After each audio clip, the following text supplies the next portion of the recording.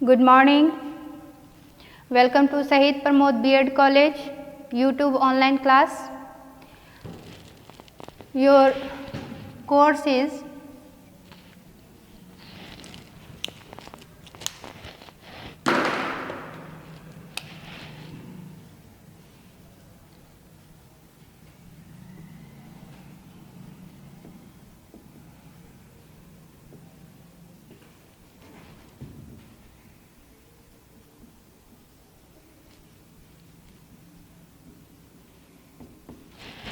BA B.Ed 4 years integrated course. Your subject is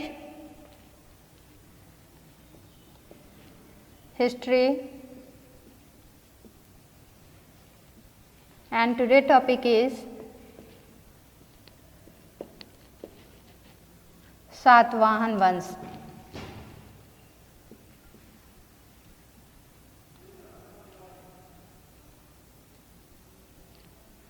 dynasty.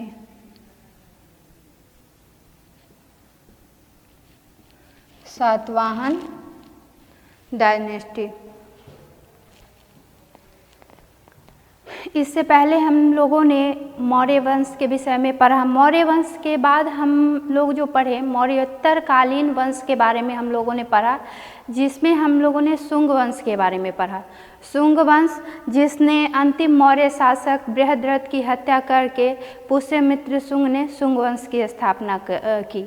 उसके बाद हमने देखा कि शुंग वंश के बाद कण्व वंश आया. आज हम पढ़ेंगे सातवाहन वंश के विषय में, जो यह एक ब्राह्मण वंशीय वंश था. हम देखते हैं कि मौर्य वंश के बाद ये तीनों वंश जो है वह ब्राह्मण वंशीय वंश ही हैं और इनके काल में जो है ब्राह्मण धर्म का जो है चरमोत्कर्ष होता है, यानी इनकी उत्कर्ष ज़्यादा होती है. जो बौद्ध धर्म का बोलबाला था, तो इस धर्म में जो है वैदिक युग लौट के आता है.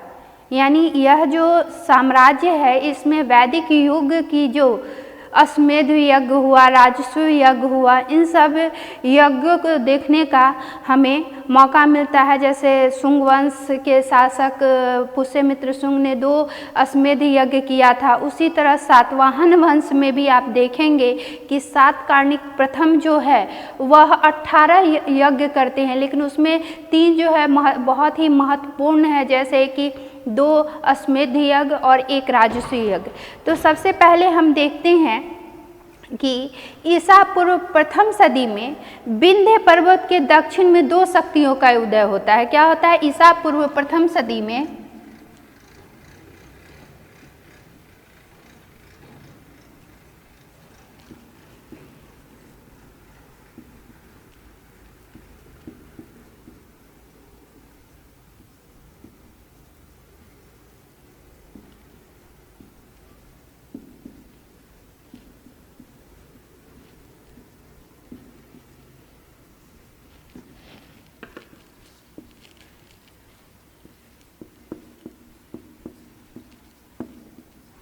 दो शक्तियों का उदय होता है, जिसमें है ऊपरी दक्कन के सातवाहन. प्रथम क्या है? ऊपरी दक्कन के सातवाहन, यानी आप कह सकते हैं सातवाहन.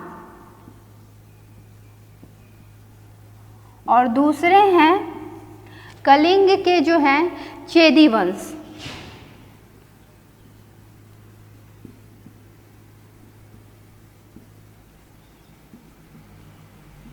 कलिंग के जो हैं वह चेदी वंश. तो इसमें आप देखेंगे कि चेदियों की शक्ति जो है वह अल्पकालीन है. चेदियों की शक्ति क्या है? अल्पकालीन है, बहुत ज़्यादा नहीं है. लेकिन सातवाहन वंश जो है, सातवाहन डायनेस्टी, इनका शासनकाल जो है लगभग 450 वर्षों तक रहा.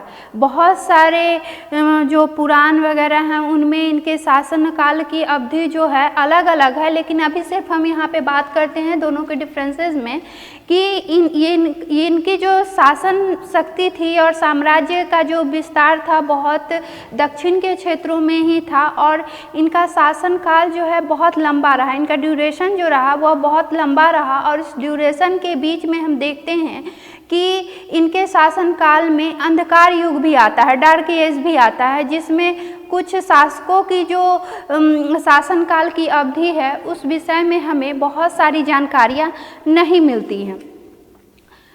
तो उस एज को डार्क एज कहा जाता है। लेकिन अभी हम यहाँ पे देखेंगे कि सातवाहन वंश का महत्व क्यों है, सातवाहन वंश का महत्व क्यों है। तो हम देखते हैं कि सातवाहन वंश जो दक्षिण भारत में पहला ऐसा साम्राज्य था जिसने उत्तर भारत के मौर्य साम्राज्य की परंपरा को कई प्रकार से सुरक्षित रखा। जैसे मौर्यों ने जिस प्रकार एक उत्तर भारत में एक बड़े राज्य की स्थापना की और सुसंगठित केंद्रित होकर पूरे साम्राज्य को संगठित रखा, उसी तरह उन्होंने भी यानी सातवाहनों ने भी दक्षिण में एक साम्राज्य सातवाहन वंश की स्थापना की और उसे संगठित करने का प्रयास किया। इन्होंने भी विदेशियों से अपने राज्य की रक्षा की। दूसरा यह है कि यह साम्राज्य जो है अन्य राज्यों की तुलना में अधिक था, यानी इनकी जो समय राज्य की है वह अलग अलग है। जैसे मौर्य जितने भी साम्राज्य हुआ उनका हम यहाँ पे देखेंगे कि मौर्य साम्राज्य जो है, मौर्य साम्राज्य कितने दिन तक रहा,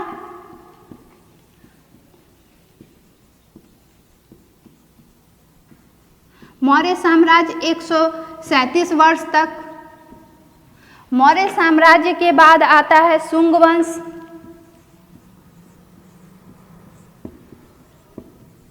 शुंग वंश, तो ये है 112 वर्ष तक।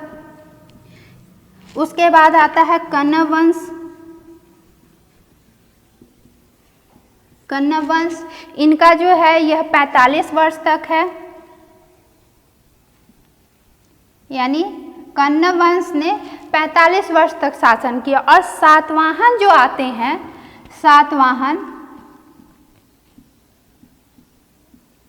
इन्होंने 460 वर्ष तक शासन किया। सातवाहनों ने कितने वर्ष तक शासन किया, 460 वर्ष तक, या कहीं कहीं आपको 450 वर्ष भी मिलेगा, यानी 450 की जो अवधि कही जाती है उसमें ये ही है। ऐसे अलग भी आपको दिखाएंगे कि किस पुराण के अकॉर्डिंग कितने कितने वर्ष तक कहा गया है।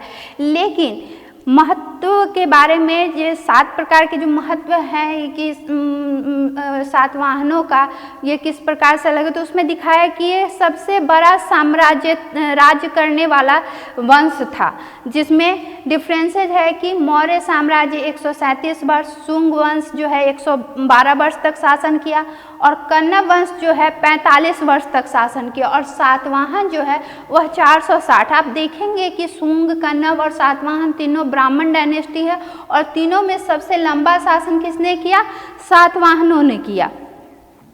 तीसरा आप देखेंगे, मैंने पहले भी बताया है कि यह विदेशियों से विदेशी आक्रमणकारियों से अपने राज्य को सुरक्षित रखने में यह सफल होते हैं। और इनका जो है कुषाणों से संघर्ष होते रहता है, जिसे लगभग 1 शताब्दी तक चलता है और वे अपने आप को उस आक्रमण में अपने राज्य को सुरक्षित रख पाते हैं। दूसरा है कि सातवाहन जो है, सातवाहनों के काल में जो है कलाओं का अद्भुत विकास होता है।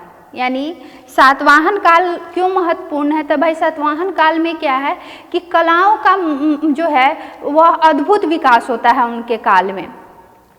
उसके बाद आप देखेंगे कि वाणिज्य, व्यापार, उद्योग धंधों का भी सातवाहन काल में विकास होता है। विदेशियों के साथ भारत का व्यापार अच्छा होता है और खासकर रोमन साम्राज्य के साथ, रोमन साम्राज्य के साथ उस समय उनका जो है, चूँकि आप देखेंगे कि इनका जो शासन है 3 समुद्रों के साथ है।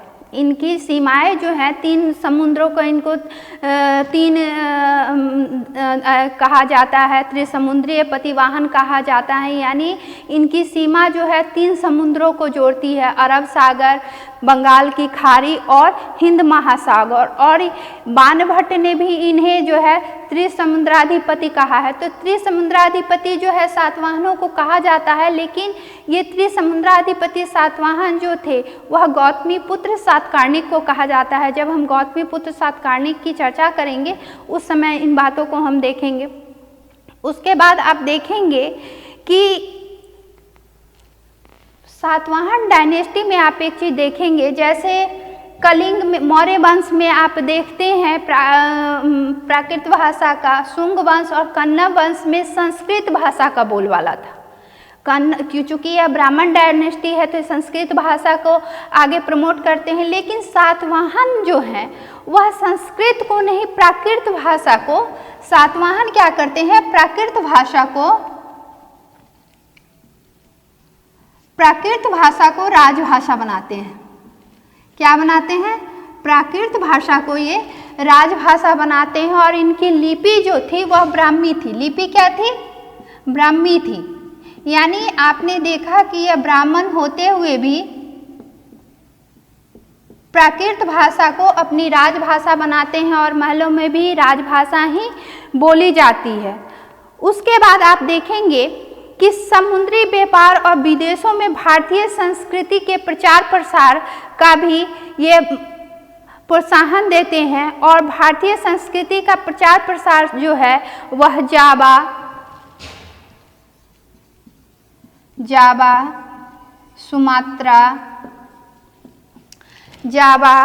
सुमात्रा, मलाया आदि जगहों पर होता है। जब हमारा व्यापार विदेशों में होगा तो जाहिर सी बात है यहाँ से लोग वहाँ जाएंगे, वहाँ के लोग यहाँ आएंगे, तो हम अपनी संस्कृति का प्रचार प्रसार जो है, यानी सातवाहन जो थे वह अपनी संस्कृति का प्रचार प्रसार जो है इन जगहों पे किए।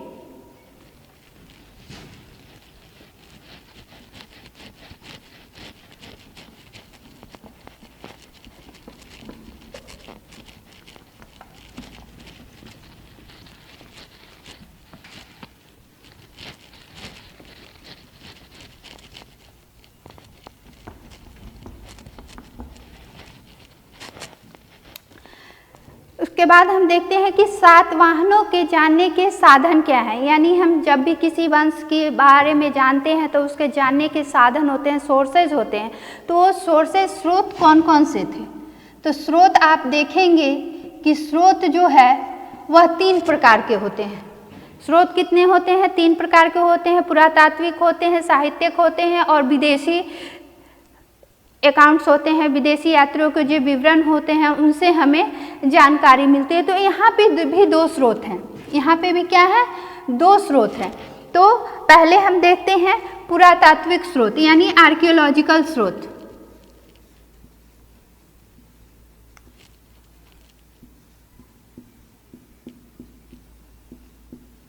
पुरातात्विक स्रोत में आप देखेंगे कि नागनिका का नाना घाट अभिलेख जो है, नागनिका का नाना घाट अभिलेख, नागनिका का नाना घाट अभिलेख, गौतमीपुत्र सातकर्णिक का नासिक अभिलेख।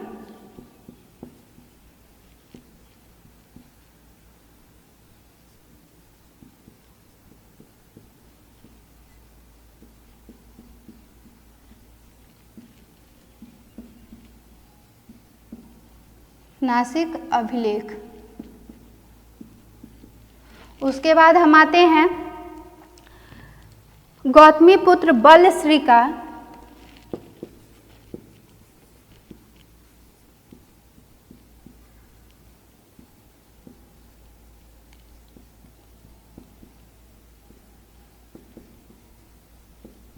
गौतमीपुत्र बलश्री का नासिक गुहालेख।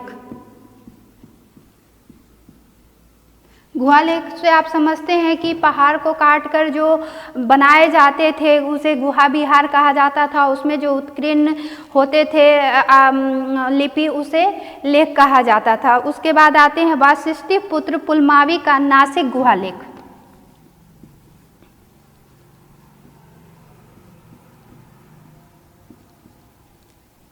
वाशिष्ठी पुत्र मावी का नासिक गुहा लेख। सॉरी,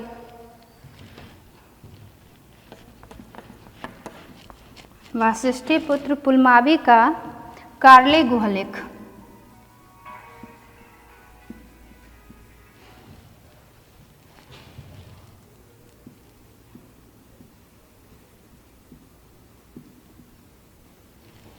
कार्ले गुहलेख यज्ञ श्री सातकर्णिक का यज्ञ श्री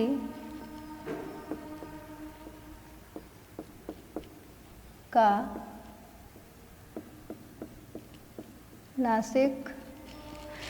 नासिक गुहालेख।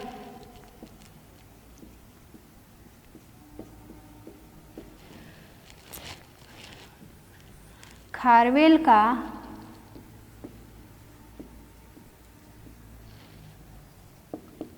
हाथी गुफा लेख। खारवेल जो है वह कलिंग का शासक है, चेदी वंश का शासक, प्रतापी शासक था खारवेल। उसने जो गुहा लेख बनवाया हाथी गुफा लेख, उससे भी हमें इस विषय में जानकारी मिलती है। उसके बाद हमें आता है सिक्का। आपने देखा है कि पुरातात्विक साक्ष्य में सिक्का, भवन, चैत्य, विहार वगैरह जो होते हैं वो सारे चीज़ आते हैं, जिसमें सिक्का जो है वह भी एक महत्वपूर्ण भूमिका निभाते हैं। तो सिक्का जो है वो कहाँ से मिलता है? जो वो है जोगलथम्बी। जोगलथम्बी एक जगह है,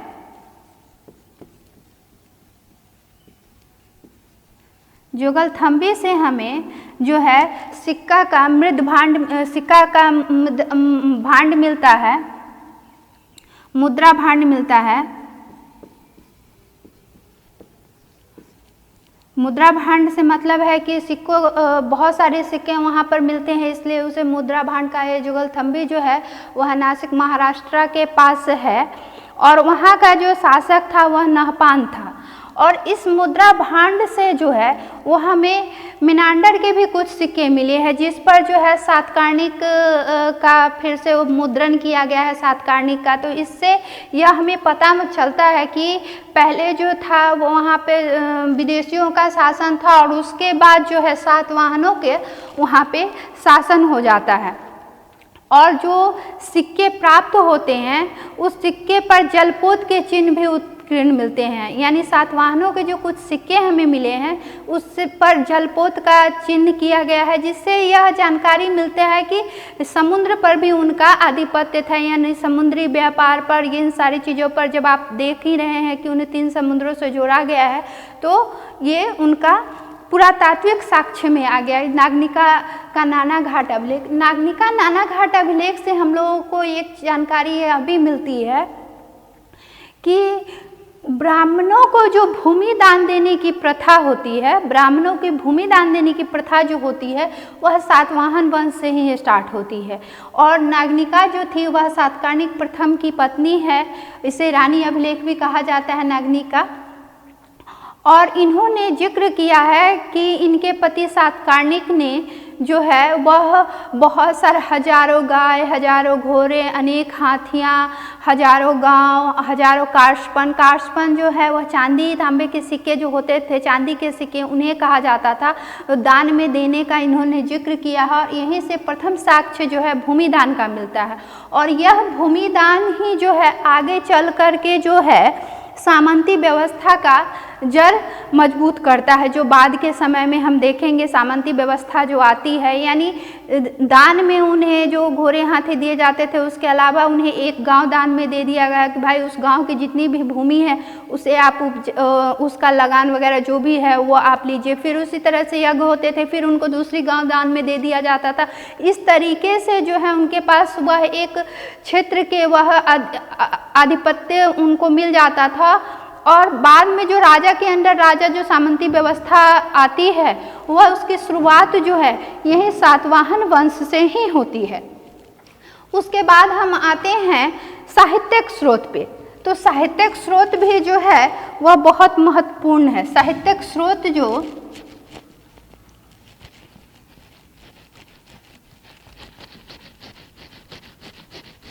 साहित्यिक स्रोत में आप देखेंगे कि पुराण जो है महत्वपूर्ण है साहित्यिक स्रोत में।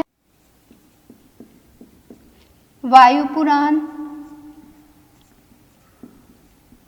मत्स्य पुराण, वायु पुराण, ब्रह्मांड पुराण,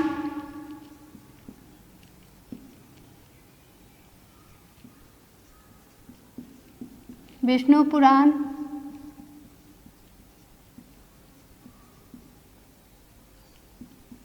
गाथा सप्तशती।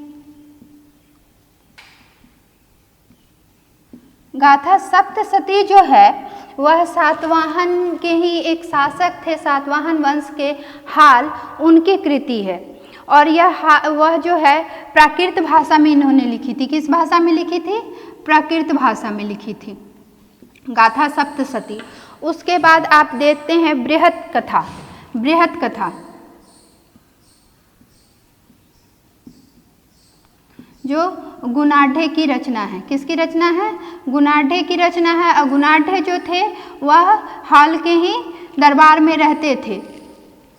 तो ये तो हो गए साहित्यिक स्रोत। अब आप इस पर हम बताएंगे कि मत्स्य पुराण में जो है सातवाहनों का शासनकाल जो है वह 411 वर्ष बताया गया है। यानी मत्स्य पुराण के अनुसार सातवाहनों ने कितने वर्ष शासन किया? 460 वर्ष किया। कितने वर्ष किया? 460 वर्ष किया मत्स्य पुराण के अनुसार। उसके बाद ब्रह्मांड पुराण के अनुसार उन्होंने कितना किया? 456 वर्ष किया। ब्रह्मांड पुराण के अनुसार कितना किया? 456 वर्ष। वायु पुराण के अनुसार 411 वर्ष। वायु पुराण के अनुसार कितना किया उन्होंने? 411 वर्ष से किया। और विष्णु पुराण के अनुसार उन्होंने 300 वर्ष किया। विष्णु पुराण के अनुसार उन्होंने कितना किया? 300 वर्ष किया। तो ये तो हुआ कि पुराणों के अनुसार उनका शासनकाल क्या रहा। लेकिन इतिहासकार राधा कुमुद मुखर्जी जो हैं वह कहते हैं कि नहीं, सातवाहन जो थे वह 250 ईस्वी पूर्व से लेकर के 300 AD तक उन्होंने शासन किया। राधा कुमुद मुखर्जी क्या कहते हैं?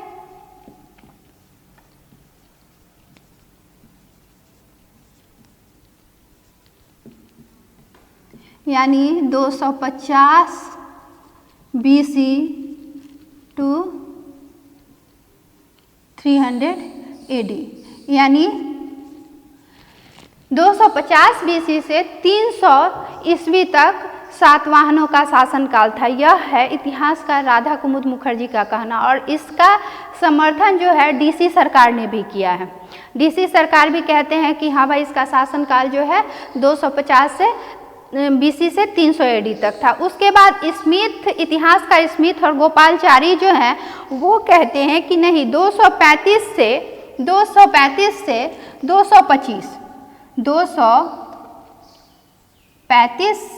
BC से 225 AD तक शासनकाल था। यह किसका कहना है? स्मिथ। किसका है? स्मिथ का और गोपालाचारी का। स्मिथ और गोपालाचारी। स्मिथ और गोपालाचारी ने क्या कहा कि नहीं, 235 से 225 AD तक है। तो ये तो हो गया कि भाई बहुत सारे इतिहासकारों का, पुराणों का अलग अलग अपना पॉइंट व्यू है। मैंने पहले भी कहा है कि जब हम इतिहास पढ़ते हैं तो इतिहास में अलग अलग मत भिन्नताएँ होती हैं। और यह चीज़ आप सातवाहन वंश में अक्सर देख रहे हैं कि इनका जो उत्पत्ति का स्थान है उसको लेकर के, शासन वर्ष को लेकर के हर चीज़ में मत भिन्नता आपको देखने के लिए मिलेगी ही मिलेगी। अब हम आते हैं सातवाहनों के मूल निवास स्थान के ऊपर। सातवाहनों का जो मूल निवास स्थान है उसके ऊपर हम आते हैं।